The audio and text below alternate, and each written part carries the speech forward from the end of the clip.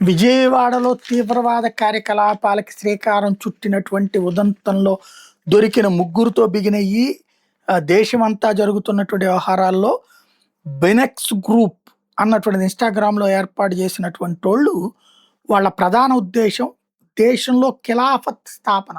అంటే హిందువులు అనేటటువంటి పాలన లేకుండా హిందువులు లేనటువంటిది ఖిలాఫత్ అంటే ముస్లిం రాజ్య స్థాపన అనమాట.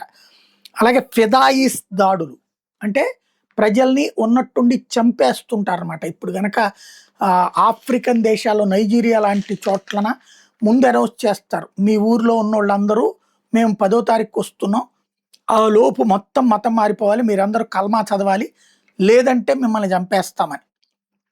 అలా కాకపోతే వెళ్ళి చంపేస్తున్నారు. అలాంటి ఫిదాయి దాడులు ఇండియాలో చేయడానికి వీళ్ళు ప్లాన్ చేశారన్నటువంటి విషయం తేలింది. ఇప్పుడు రిమాండ్ రిపోర్ట్లో అది మెన్షన్ చేసుకొచ్చారు. నిన్న ఒకరిని షాద్మాన్ దిల్కష్ని అరెస్ట్ చేసి తీసుకొచ్చిన సందర్భం.